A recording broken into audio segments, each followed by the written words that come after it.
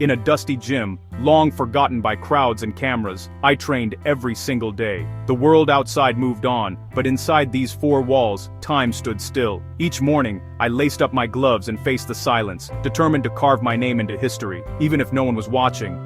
The smell of old sweat, the echo of gloves on bag, this was my world.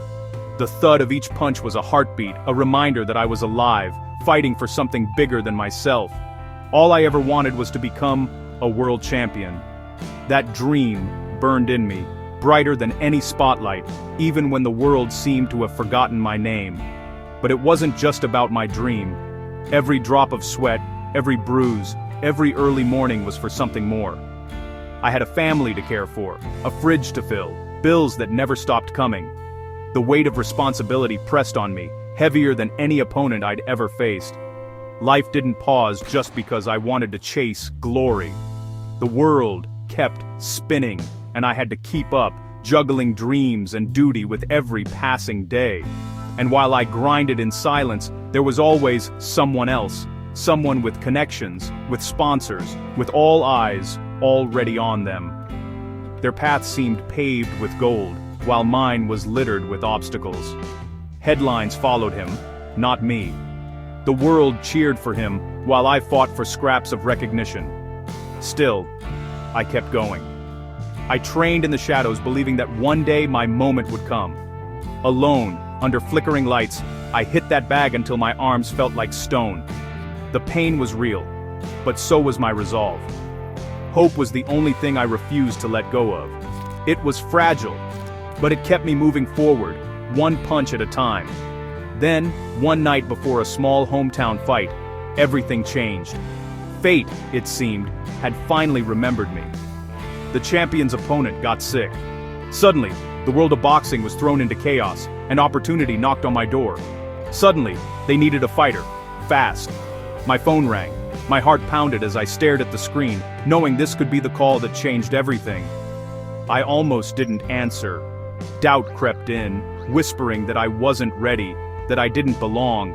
But when I did, shock hit me like a right hook. The world I'd been fighting to enter was suddenly inviting me in. They wanted me, the forgotten fighter, the underdog, the one no one expected to see in the spotlight. From the other room, my little girl heard my voice crack with disbelief.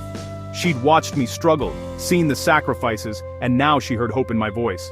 She burst through the house, shouting for everyone to hear, "My dad is going to be world champion!" Her joy was pure, unfiltered, and it filled the house with light. I tried to smile for her, but fear wrestled with hope inside me. I wanted to be strong, but the weight of expectation was crushing. I locked myself in the bathroom, slid to the floor, and I cried. Not from weakness, but from the overwhelming mix of fear, gratitude, and love, from the weight of her belief. It was heavier than any title belt, more powerful than any punch. She believed in me more than I believed in myself. Her faith became my armor, her hope, my fuel. So, when the time came, I walked through that tunnel to the roar of the crowd, carrying her faith on my shoulders. The bell rang, the world was watching, but all I could think of was her. Fists flew, sweat splattered, and the world shrank to just me and him. Every punch was a question. Do you want this enough? Blow for blow, round after round, a war of wills. Each round tested my spirit, my endurance, my heart. In round 3, bam! A left hook dropped me to the canvas. The world spun, and for a moment, I wondered if this was the end of my story. The entire arena went silent. Every eye was on me, waiting to see if I would rise or stay down. Dazed and hurt, I could barely move. My body screamed to quit, but something inside me refused. But then, I saw her face in my mind, clear as daylight. Her smile, her hope, her unwavering belief. Her words echoed, "My dad is going to be world champion." That promise became my lifeline. Losing was no longer an option. I had to rise, not just for me, but for her. I made a decision. I would not just survive, I would become better than the champion. I would fight with everything I had left. Tired, bleeding, exhausted, I kept going. Each step forward was a victory over doubt. Round after round, I pressed on. The pain faded, replaced by determination. Over hell or high water, I told myself, I will win this fight. I owed it to her, to myself, to everyone who ever believed in the impossible. And then, in the final round, the champion slowed. His strength faded, but my resolve only grew. Both of us were running on empty.